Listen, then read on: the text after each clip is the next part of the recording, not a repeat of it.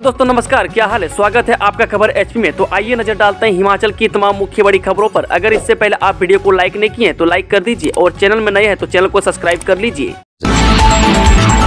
मुख्यमंत्री सुक्खू ने फिलहाल बचा ली सरकार, राज्यसभा चुनाव के एकदम बाद आया संकट टला। हिमाचल विधानसभा में बुधवार को जैसे तैसे बजट पारित करवाने के साथ ही सीएम सुक्खू ने फिलहाल अपनी सरकार को बचा ली है। वह 40 विधायकों के बावजूद 25 विधायकों की भाजपा से राज्यसभा की सीट हारने के बाद सुक्खू सरकार पर अचानक संकट आ गया था। बता दें कि अब बजट पारित होने के साथ ही उन्हें राहत मिल गई है, क्योंकि अब जल्दी फ्लोर टेस्ट भी विधानसभा में नहीं हो पाएगा। विशेषज्ञ इसे कांग्रेस के आज के दिन का बेहतर प्रबंधन बता रहे हैं। हालांकि वे ये भी कह रहे हैं कि पिछले 3 दिन में राजधानी में जो कुछ हो रहा था सरकार उसे समझ नहीं पाई। वह बुधवार को सोची समझी रणनीति अपनाकर विपक्ष की अनुशासनहीनता को सरकार अपने ढाल बना लिया और विपक्ष के 15 विधायकों को सस्पेंड कर दिया। यहीं से विपक्ष संख्या बल कायम करने में चूक गए। वह दूसरी तरफ कांग्रेस के बागी विधायक और निर्दलीय एमएलए भी बजट पारित करते समय सदन में नहीं आए।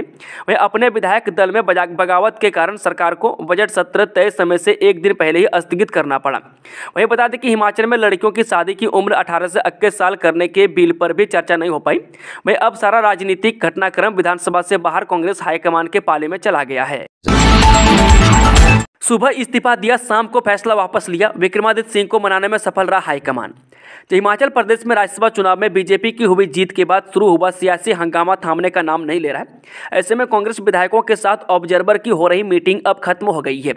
यह मीटिंग शिमला के निजी होटल में हो रही थी। इस मीटिंग के दौरान विक्रमादित्य सिंह को मना लिया गया है और उन्होंने इस्तीफा वापस लेने का ऐलान कर दिया। इससे पहले कितना है बदनसीब जफर दफन के लिए 2 गज जमीन भी न मिली कुएं यार में, मुगल सम्राट बहादुर जफर के लिए लिखी इन 2 लाइनों के साथ पीडब्ल्यूडी मंत्री बुधवार को जब मीडिया के सामने आए तो उन्होंने पूर्व मुख्यमंत्री वीरभद्र सिंह का जिक्र छेड़ा और हाई वोल्टेज करंट की मार झेल रही हिमाचल सरकार को बड़ा झटका देते हुए इस्तीफे की पेशकश कर दी। वे विक्रमादित्य सिंह यही नहीं रुके, उन्होंने खुलकर इसके पीछे बड़ी वजह उनके पिता और प्रदेश में 6 बार के मुख्यमंत्री रहे स्वर्गीय वीरभद्र सिंह की प्रतिमा रीच पर 9 लगाने को बताया। जब पीडब्ल्यूडी मंत्री यह बात कर रहे थे तो उनकी आंखें भर आई थी।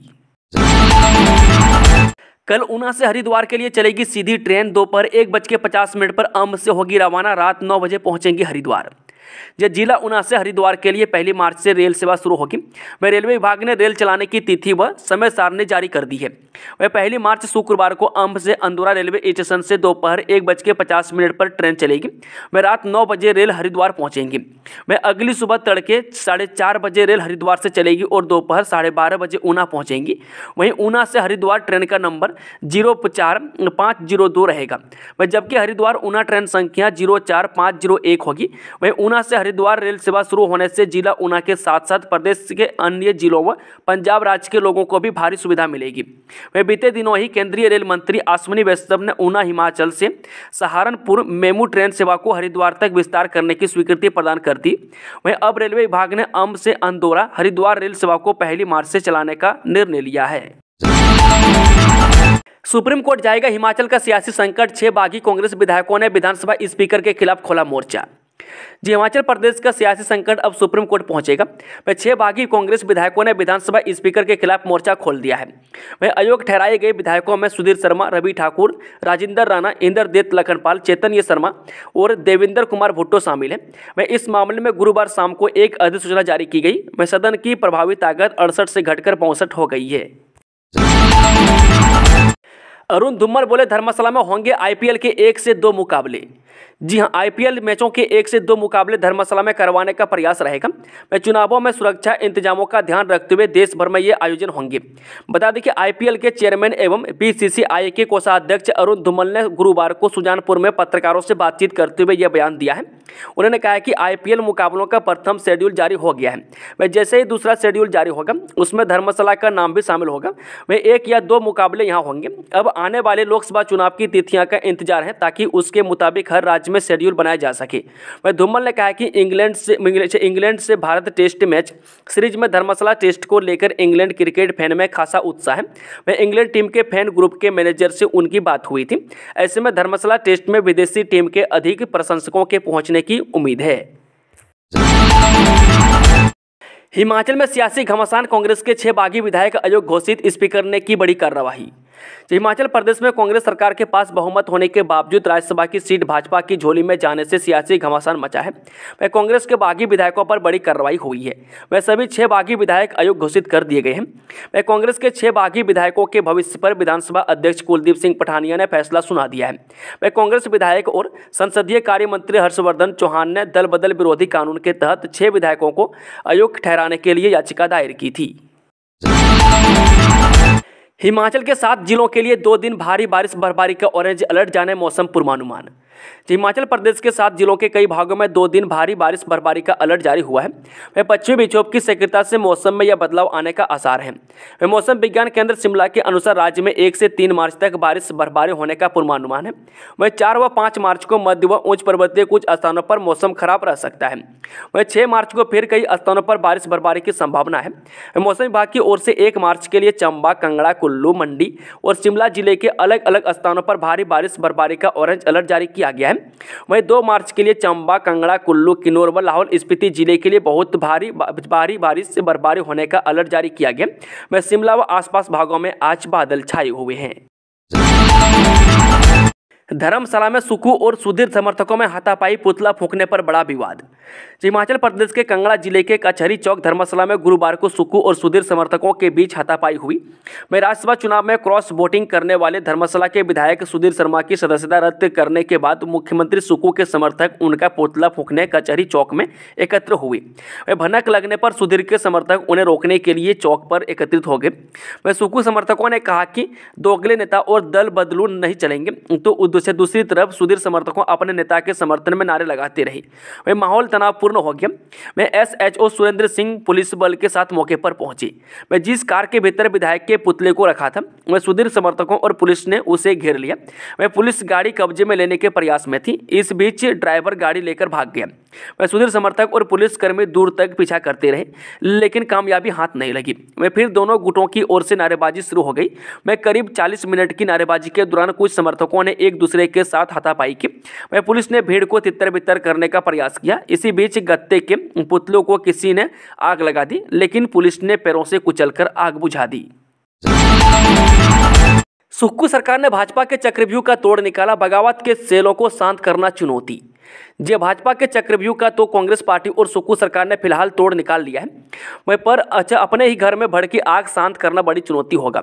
वह आगे सरकार को किसी से कोई खतरा नहीं होगा, अभी इस दावे का कोई ठोस आधार नहीं है। मुख्यमंत्री सुखविंदर सुक्खू के विरोधी अब अंदर खाते चुप बैठे रहेंगे या उनके हथियार अब कुंद हो गए हैं, यह अभी नहीं कहा जा सकता। क्या वे सरकार में नेतृत्व परिवर्तन की बात इस स्थिति में कभी फिर नहीं करेंगे। जबकि केंद्रीय नेता जयराम रमेश ने भी एक बयान जारी किया है कि कांग्रेस हिमाचल प्रदेश में जनमत के सम्मान के लिए कड़े फैसले लेने से नहीं हिचकेगी। बिना मंजूरी विदेश के निजी दौरे करने वाले शिक्षकों पर होगी कार्रवाई। जब बिना मंजूरी विदेश के निजी दौरे करने वाले शिक्षकों पर अब कार्रवाई की जाएगी। वहीं उच्च शिक्षा निदेशालय ने प्रधानाचार्य, मुख्य अध्यापक और प्रवक्ताओं को इस बाबत निर्देश जारी कर दिए हैं। निदेशालय द्वारा इस बाबत एक सर्कुलर जारी किया है। इसके साथ फॉर्मेट भी भेजा गया है। फॉर्मेट के माध्यम से पूछा गया है कि कितने शिक्षकों ने विदेश का दौरा किया, वे विदेश जाने का कारण क्या था, क्या इसके लिए विभाग व संबंधित अधिकारी से अनुमति ली गई थी या नहीं, वे विदेश दौरे से वापस आने के बाद उन्होंने कब ज्वाइन किया, कितने दिनों तक वह विदेश दौरे पर रहे। उच्च शिक्षा निदेशक डॉक्टर अमरजीत शर्मा ने कहा कि विभाग के ध्यान में आया कि कई प्रधानाचार्य, मुख्य अध्यापक और प्रवक्ता विभाग से मंजूरी लिए बिना विदेश के दौरे पर रहे हैं। यह दौरे किन कार्य के लिए है, इसकी जानकारी विभाग को नहीं दी जा रही है। उन्होंने कहा कि नियमों के तहत विदेश जाने के लिए पहले विभाग की मंजूरी लेना अनिवार्य होता है।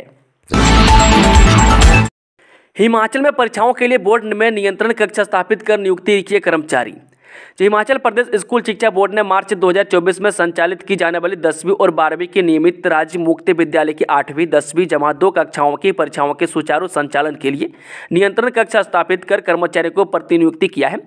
वहीं परीक्षार्थियों, अध्यापकों और अन्य संबंधित पक्षों की सुविधा के लिए राज्य मुक्त विद्यालय की उप सचिव लीलम रानी, सहायक सचिव कालूराम किशोरी लाल की देखरेख में 1 मार्च से 26 मार्च तक यह कक्ष स्थापित किया है। वहीं बोर्ड के सचिव डॉक्टर विशाल शर्मा ने बताया कि यह कर्मचारी आगामी समय में परीक्षार्थी और अभिभावकों से मांगी जानकारी को रजिस्टर में नोट करेंगे और संबंधित शाखाओं को निपटारे के लिए आगे भेजेंगे। टला नहीं हिमाचल सरकार का संकट, 6 विधायक अयोग्य घोषित, आने वाले 24 घंटे सुक्कू के लिए मुश्किल भरे। हिमाचल प्रदेश सरकार पर अभी भी राजनीतिक संकट मंडरा रहा है। वह 6 विधायक अयोग्य घोषित हो चुके हैं। वहीं मुख्यमंत्री सुखविंदर सिंह सुक्खू सुरक्षित हैं। वहीं कांग्रेस के 6 विधायकों को अयोग्य घोषित करने के ट्रिब्यूनल के आदेशों की प्रति 24 घंटों के भीतर प्राप्त करने के लिए आवेदन करना होगा। इसी बीच कांग्रेस विधायक सुधीर शर्मा ने स्पीकर पर भी आरोप लगाए हैं। नाहन के गुन्नू घाट में गोदाम में भीषण आग, धू धू कर जल गया लाखों का सामान। मौके पर पहुंची दमकल टीम। सिरमौर के गुन्नू घाट में गोदाम में भीषण आग लगने से लाखों का सामान जलकर खाक हो गया। वह गोदाम के अत्यंत ज्वलनशील पदार्थ में भड़की आग की सूचना मिलते ही अग्निशमन विभाग की टीम 5 मिनट के भीतर ही 3 फायर टेंडर लेकर मौके पर पहुंची। वह हाल ही में बद्दी में हुए भयंकर अग्निकांड के बाद जिला सिरमौर प्रशासन ने भी कड़ी चेतावनी जारी की थी। सुंदरनगर में सीबीआई की दबिश से मचा हड़कंप, धोखाधड़ी के केस में रेड। यह है पूरा मामला। सुंदरनगर शहर में गुरुवार सुबह सीबीआई के एकाएक दबिश से क्षेत्र में हड़कंप मच गया और चर्चाओं का बाजार गर्म रहा। सूत्रों से मिली जानकारी के अनुसार बता दें कि सीबीआई के कर्मचारियों ने क्षेत्र की एक प्राइवेट लिमिटेड कंपनी के मालिक को धोखाधड़ी केस में रेड की। बताया जा रहा है कि कंपनी का मालिक लगभग 1 महीना पहले इस कंपनी को बंद करके चला गया है। वह दोपहर तक जांच करने के बाद सीबीआई के कर्मचारी वापस चले गए। वह बहरहाल सीबीआई के रेड से क्षेत्र में हड़कंप का माहौल है। स्कॉलरशिप घोटाले में 10 करोड़ 7 लाख की संपत्ति होगी कुर्क, पोर्टल पर अपलोड किया था छात्रों का गलत विवरण। प्रवर्तन निदेशालय की अदालत ने छात्रवृत्ति घोटाले में आरोपियों की 10 करोड़ 7 लाख रुपए की संपत्ति कुर्क करने के लिए 2 अनंतिम कुर्की आदेश पारित किए हैं। वह ईडी की जांच में खुलासा हुआ है कि आरोपियों ने इन संस्थानों ने छात्रों के विवरणों को सत्यापित करके धोखाधड़ी से छात्रवृत्ति राशि प्राप्त की थी। इसके अलावा जांच में पता चला कि जिन्होंने अपनी पढ़ाई पूरी किए बिना संस्थान छोड़ दिया, वह धोखाधड़ी से छात्रवृत्ति निधि की अधिक राशि प्राप्त करने के लिए छात्रों के गलत विवरण छात्रवृत्ति पोर्टल पर अपलोड किए थे। वहीं आरोपियों ने अपराध की आय का उपयोग उनके नाम पर चला और अचल संपत्ति हासिल करने के लिए किया था। कांग्रेस के सियासी हांडी में बीजेपी ने पकाई खिचड़ी, सरकार को अपने विधायकों को अंडर एस्टिमेट करना पड़ा भारी। हिमाचल की राजनीति के इतिहास में ऐसा बहुत कम हुआ कि सीएम की वर्किंग को सीधे चुनौती दी गई हो। वह करीब 1 वर्ष से पूर्व विधानसभा चुनावों में 68 में से 40 सीटें हासिल करके पूर्ण बहुमत हासिल करने वाली कांग्रेस सरकार पर आज संकट पैदा हो गया है। वह बागी हुए विधायक सरकार के वर्किंग स्टाइल को जिम्मेदार ठहरा रहे हैं और अपनी अनदेखी के आरोप लगा रहे हैं। यही नहीं, बागी हुए विधायकों द्वारा हाईकमान को भी शिकायत पत्र लिखे जाने की बात सामने आई रही। हालांकि ग्राउंड रिपोर्ट देखी जाए तो इस सारी कहानी की स्क्रिप्ट पहले ही लिखी जा चुकी थी। वह केवल सही समय व मंच का इंतजार हो रहा था। वह मुख्यमंत्री ठाकुर सुखविंदर सिंह सुक्खू की चूक यह मानी जा रही है कि उन्होंने पार्टी से विधायकों की नाराजगी को गंभीरता से नहीं लिया। वह खासकर उनके अपने ही जिला के सुजानपुर विधानसभा क्षेत्र से पार्टी के विधायक राजेंद्र राणा और जिला कांगड़ा के धर्मशाला के विधायक सुधीर शर्मा ने मुख्यमंत्री के समक्ष डायरेक्ट और इनडायरेक्ट कई मसले उठाए। सिस्सू में स्नो मैराथन 10 मार्च को देश भर से जुटेंगे एथलीट, 25 नेवी जवान और 10 विदेश धावक भी लेंगे हिस्सा। वर्ष 2024 की स्नो मैराथन के पहले और दूसरे संस्करण की अपार सफलता के बाद इस वर्ष का तीसरा संस्करण स्नो मैराथन लाहौल और स्पीति जिला के सिस्सू में 10 मार्च को आयोजित किया जाएगा। इस विश्व प्रतिष्ठित स्नो मैराथन का आयोजन रिच इंडिया, हिमाचल टूरिज्म और जिला प्रशासन के साझे सहयोग से किया जाएगा। वह पर्यटन विभाग के प्रतिनिधियों के साथ मुख्य आयोजक राजीव कुमार ने बताया कि आयोजन की लगभग सभी तैयारियां योजनाबद्ध तरीके से पूरी कर ली गई है। वह स्नो मैराथन लाहौल को एशिया की एकमात्र जबकि विश्व की सबसे ऊंची स्नो मैराथन का गौरव प्राप्त है। बता दें कि मैराथन मनाली के निकट लगभग 10,000 फीट की ऊंचाई पर स्थित अटल टनल के नॉर्थ पोर्टल छोर पर हर वर्ष की भांति सिस्सू में आयोजित की जा रही है, जिसमें देश के कोने कोने से एथलीट और मैराथनर्स जुटेंगे। 2208 स्कूलों में डीपीई और पीटीआई नहीं, कला अध्यापकों के भी 1567 पदों पर चल रही रिक्तियां। जी हां, राज्य के सरकारी स्कूलों में खेल गतिविधियों को बढ़ावा देने के लिए शिक्षकों के भारी कमी खल रही है। दरअसल स्कूलों में पढ़ाई के अलावा बच्चे दूसरी तरह की खेल और मनोरंजन गतिविधियों में भाग नहीं ले पा रहे हैं। कारण यह है कि स्कूलों में इन गतिविधियों को करवाने के लिए शारीरिक शिक्षक ही नहीं है। शिक्षा विभाग से मिली जानकारी के मुताबिक स्कूलों में शारीरिक शिक्षकों के 93, पीटीआई के 2115 और कला अध्यापकों के 1567 पद खाली चल रहे हैं। प्रदेश सरकार का कहना है कि स्कूलों में इन पदों को भरने का मामला कोर्ट में विचाराधीन निर्माणाधीन है, उसके बाद ही विभाग इस दिशा में कोई कदम उठा सकता है। वहीं कला अध्यापकों के खाली पदों को भरने की प्रक्रिया विभाग की ओर से पूरी की जा रही है।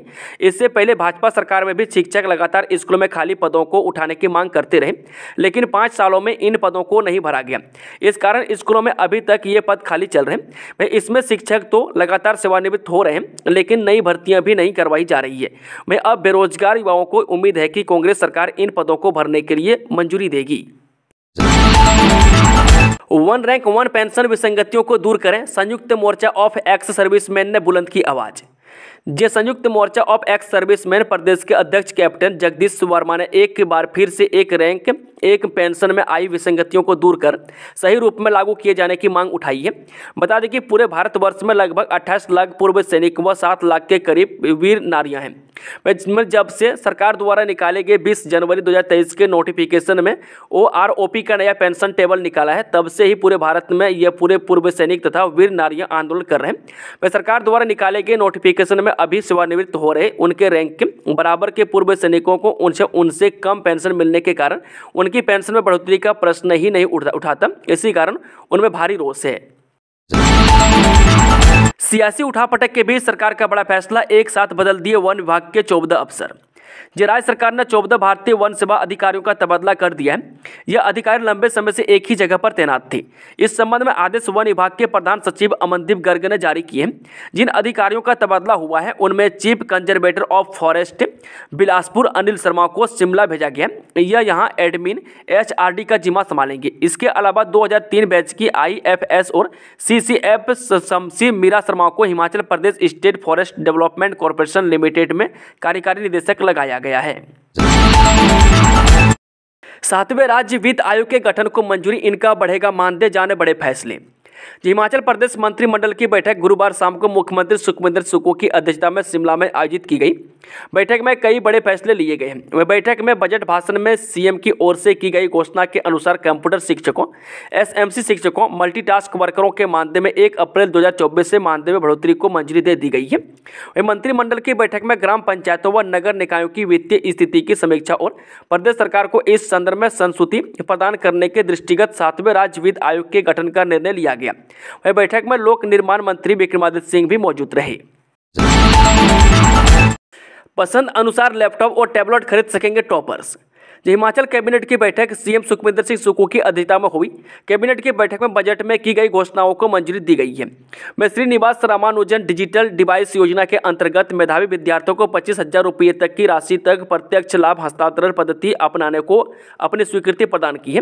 वह पूर्व में मेधावी छात्रों को इलेक्ट्रॉनिक डेवलपमेंट कॉर्पोरेशन के माध्यम से एक जैसे लैपटॉप दिए जाते थे। सरकार ने बच्चों की उनकी पसंद का लैपटॉप या फिर टैबलेट की खरीद देने के मकसद से नगद राशि देने का निर्णय लिया है। यह राशि 10,500 बच्चों को दी जाएगी। लैपटॉप और टैबलेट खरीद के लिए बिल विभाग को देने के बाद यह राशि बच्चों के बैंक खाते में डाली जाएगी। ग्राम पंचायतों एवं नगर निकायों की वित्तीय स्थिति की समीक्षा और प्रदेश सरकार को इस संदर्भ में संस्तुति प्रदान करने के दृष्टिगत 7वें राज्य वित्त आयोग के गठन का निर्णय लिया गया है। धर्मशाला टेस्ट के लिए टीम इंडिया का ऐलान, एक खिलाड़ी बाहर एक अंदर। इंग्लैंड के खिलाफ धर्मशाला में भारतीय टीम 5वां टेस्ट मैच खेलने वाली है। टीम इंडिया में एक खिलाड़ी की वापसी हुई है। वहीं रांची टेस्ट में आराम करने वाले जसप्रीत बुमराह टीम में वापस आ गए। वह अंतिम टेस्ट मुकाबले में मैदान पर उतरने के लिए तैयार हैं। वह भारत व इंग्लैंड के बीच 5वां व अंतिम टेस्ट मैच HPCA ग्राउंड धर्मशाला में खेला जाना है। इस मैच के लिए आज BCCI की ओर से टीम का ऐलान किया गया है। वह टीम में एक खिलाड़ी की वापसी हुई है और एक खिलाड़ी को फिटनेस के चलते बाहर किया गया है। वह रांची टेस्ट में आराम करने वाले जसप्रीत बुमराह टीम में वापस आ गए। वहीं KL राहुल को धर्मशाला में 5वें और अंतिम टेस्ट से बाहर कर दिया गया है। वह चोट से बाहर चल रहे KL राहुल धर्मशाला टेस्ट मैच के लिए फिट नहीं हो पाए। इसके अलावा वाशिंगटन सुंदर को 2 मार्च से मुंबई के खिलाफ तमिलनाडु के रणजी ट्रॉफी सेमीफाइनल मैच में खेलने के लिए टीम से रिलीज कर दिया गया।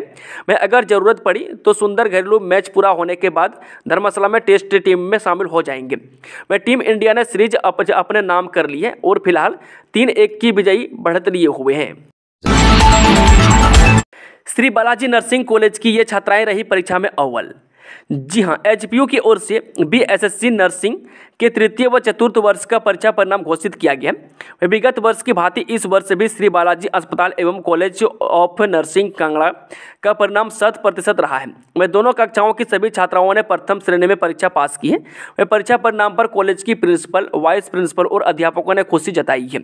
बता दें कि BSc नर्सिंग चतुर्थ वर्ष परीक्षा परिणाम में इसी का पुत्री राजेंद्र कुमार ने 77.4% अंकों के साथ पहला स्थान, दिव्या शर्मा पुत्री नरेंद्र कुमार ने 76% के साथ दूसरा व शिवानी पुत्री राजेंद्र कुमार ने 75% अंकों के साथ तीसरा स्थान प्राप्त किया है। इसी तरह BSc नर्सिंग तृतीय वर्ष के परीक्षा परिणाम में निकिता पुत्री बलवीर सिंह ने 82.5% के साथ पहला, इसी का पुत्री अजय कुमार 82.1% के साथ दूसरा व मधु पुत्री मोतीलाल ने 81.8% अंकों के साथ तीसरा स्थान प्राप्त किया है। वह कॉलेज के CMD डॉक्टर राजेश शर्मा और डायरेक्टर कोमल शर्मा ने सभी अध्यापकों, छात्राओं और परिजनों को बधाई देते हुए आने वाले समय में इसी तरह आगे बढ़ने के लिए प्रोत्साहित किया है।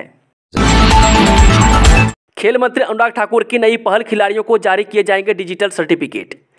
खेल मंत्री अनुराग ठाकुर ने बृहस्पतिवार को घोषणा की कि सरकार देश भर में रजिस्टर्ड खिलाड़ियों को डिजिटल सर्टिफिकेट देगी। इस पहल से खिलाड़ियों के प्रदर्शन और प्रतिभागिता को लेकर पारदर्शिता बनी रहेगी।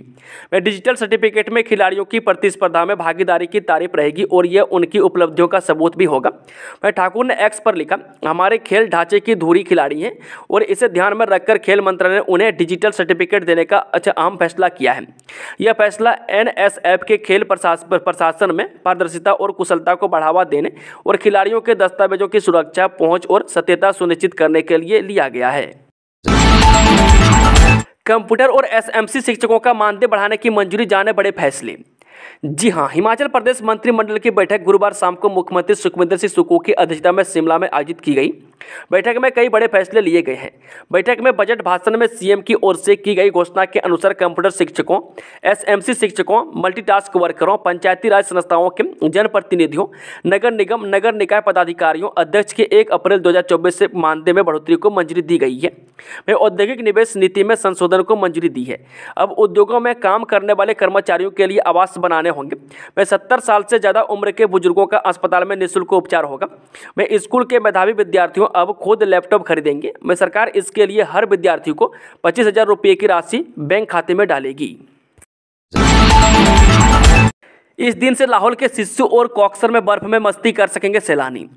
अटल टनल रोहतांग की सौगात के बाद लाहौल में चंद्रा घाटी के सिस्सू और कॉक्सर में हर वर्ष से पर्यटकों की आमद लगातार बढ़ती जा रही है। हालांकि पिछले 1.5 माह से लाहौल के पर्यटन स्थलों में सैलानियों के बिना सन्नाटा पसरा है, लेकिन 1 मार्च से देश भर के पर्यटक बर्फ की चांदी से चमकी लाहौल की वादियों का आनंद उठा सकेंगे। इन दिनों देव कारज के चलते चंद्रा घाटी के प्रसिद्ध पर्यटन स्थल सिस्सू और कॉक्सर में पर्यटन गतिविधियां बंद हैं। वह सिस्सू व कॉक्सर पंचायत में देव कारज में किसी तरह का शोर शराबा न हो, इसके चलते दोनों पंचायतों ने 2 साल से हालडा पर्व से पहले और पूना पर्व के संपन्न होने तक पंचायत स्तर पर पर्यटन गतिविधियों पर रोक लगाई है। इस बार भी 15 जनवरी से 28 फरवरी तक सिस्सू पंचायत ने प्रस्ताव पारित कर उपायुक्त प्रशासन को भी अवगत करवाया है। हरिपुर में हादसा, अनियंत्रित होकर 100 मीटर गहरी खाई में गिरा ट्रैक्टर चालक की मौत। पुलिस थाना हरिपुर के अंतर्गत गुगा मंदिर के पास ट्रैक्टर अनियंत्रित होकर 100 मीटर गहरी खाई में जा गिरा। हादसे में ट्रैक्टर चालक की मौत हो गई। मृतक की पहचान रामकुमार उम्र 44 वर्ष के तौर पर हुई है। घटना की सूचना मिलते ही पुलिस की टीम ने मौके पर पहुंचकर शव को कब्जे में लेकर पोस्टमार्टम के लिए देहरा अस्पताल भेज दिया है। जानकारी के अनुसार बता दें कि इस समय ट्रैक्टर बनखंडी से हरिपुर की ओर जा रहा था। इसी दौरान हरिपुर से कुछ मीटर पहले उतराई पर ट्रैक्टर करीब 100 मीटर गहरी खाई में गिर गया, जिसके चलते चालक रामकुमार की मौत हो गई। वह मृतक रामकुमार अपने पीछे बुजुर्ग माता पिता, पति पत्नी और 2 बच्चों को छोड़ गया। स्थानीय लोगों ने इस हादसे का आरोप लोक निर्माण विभाग पर लगाया है। लोगों का कहना है कि बरसात के दिनों में रास्ता पूरी तरह क्षतिग्रस्त हो गया था, जिसे आज दिन तक विभाग ठीक नहीं कर पाया है। युवा पीढ़ी को नर्क में धकेल रही महिलाएं, बॉर्डर एरिया में फैलाया नशे का साम्राज्य। जिला कांगड़ा में चिट्टा का नशा लगातार पांव फैलाता जा रहा है तथा इस धंधे में महिलाएं भी शामिल हैं। महिलाओं द्वारा भी चिट्टा का व्यापार किया जा रहा है। जिला पुलिस नूरपुर में भी ऐसा ही मामला सामने आया है। जिला पुलिस नूरपुर ने डमटाल में रजनी देवी पत्नी अजय कुमार निवासी छन्नी से 6 किलो 60 ग्राम चिट्टा बरामद किया है। वहीं पुलिस ने इस संदर्भ में केस दर्ज कर महिला को गिरफ्तार करके कार्रवाई शुरू कर दी है। वहीं एसपी नूरपुर अशोक रतन ने बताया कि पुलिस ने रजनी देवी पत्नी अजय कुमार निवासी छन्नी से 6 किलो 60 ग्राम चिट्टा बरामद किया है। वहीं महिला को अरेस्ट कर आगामी कार्रवाई अमल में लाई जा रही है। इस शहर में 12 मार्च तक दिन में एक समय ही होगी पानी की सप्लाई, यह है जल शक्ति विभाग का प्लान। जल शक्ति उपमंडल सुंदरनगर के अधीन जल शक्ति अनुभाग सुंदरनगर शहर के अंतर्गत आने वाले क्षेत्रों में 12 मार्च तक पेयजल आपूर्ति दिन में एक ही बार की जाएगी। जल शक्ति मंडल सुंदरनगर के अधिशासी अभियंता रजत गर्ग ने बताया कि सुंदरनगर शहर की उठाऊ पेयजल योजना सुंदरनगर का मुख्य स्रोत बीबीएमबी जलाशय सुंदरनगर है तथा बीबीएमबी के कंट्रोल गेट की मरम्मत कार्य के चलते बीबीएमबी द्वारा जलाशय में पानी कम छोड़ा जा रहा है, जिस कारण विभागीय पंपिंग मशीनरी द्वारा पानी उठाने में कठिनाई का सामना करना पड़ रहा है। इस योजना के अंतर्गत लाभार्थी उपभोक्ताओं को 12 मार्च तक दिन में केवल एक समय ही पानी की आपूर्ति की जाएगी। विभाग ने क्षेत्र के समस्त उपभोक्ताओं से सहयोग की अपेक्षा की है। कांगड़ा के युवक से ठगे 11.25 लाख रुपये ऑनलाइन ट्रेडिंग की ट्रेनिंग के नाम पर छात्रों ने लगाई करारी शपथ। जी ऑनलाइन माध्यम से ट्रेडिंग की ट्रेनिंग के नाम पर छात्रों ने एक व्यक्ति को 11,35,000 रुपये की ठगी का शिकार बनाया है। मैं छात्रों के झांसे में आकर व्यक्ति ने यह राशि विभिन्न 5 ट्रांजैक्शन के माध्यम से छात्रों के अलग अलग खातों में जमा करवाई है। हाल ही के 2 माह में 2 दर्जन से अधिक ऑनलाइन साइबर अपराधियों की ओर से करोड़ों रुपये की ठगी के मामले सामने आ चुके हैं। वहीं मंगलवार को ही नॉर्थ जोन साइबर थाना धर्मशाला के तहत 9 लाख रुपये साइबर ठगी का मामला सामने आया था। वहीं कांगड़ा के टांडा निवासी ने 11.25 लाख रुपये की ठगी के मामले में साइबर थाना धर्मशाला में शिकायत दर्ज करवाई है। वहीं जानकारी के अनुसार बता दें कि छात्रों ने फर्जी वेबसाइट बनाई थी जिसके माध्यम से ऑनलाइन माध्यम से ट्रेनिंग की बात कही गई थी, जिसमें इंस्टीट्यूशनल अकाउंट खोला गया था, जिसमें ट्रेनिंग की एवज में पैसे लिए जाते थे। इसी तरह से टांडा निवासी को भी छात्रों ने झांसों में ले लिया और ऑनलाइन ट्रेडिंग का प्रशिक्षण लेने के लिए पीड़ित ने 11,35,000 रुपये की राशि विभिन्न 5 ट्रांजैक्शन के माध्यम से छात्रों के खातों में जमा करवा दी। वह पैसे जमा करवाने के उपरांत जब ट्रेनिंग शुरू न हुई तो पीड़ित को ठगी का एहसास हुआ और उसने साइबर थाना धर्मशाला में शिकायत दर्ज करवाई। उधर साइबर क्राइम थाना धर्मशाला के एएसपी परमीत धीमान ने बताया कि मामला दर्ज कर कार्रवाई आरंभ कर दी है। उन्होंने आम जनता से इस तरह के साइबर ठगों से सतर्क रहने की अपील भी की है। दोस्तों, खबरों का सिलसिला अभी खत्म होता है। जानकारी पसंद आई तो वीडियो को लाइक करें और ताज़ा समाचार का अपडेट पाने के लिए हमारे टेलीग्राम चैनल को जरूर ज्वाइन करें, जिसका लिंक डिस्क्रिप्शन में दिया हुआ है, या फिर सर्च करें खबर HP। धन्यवाद।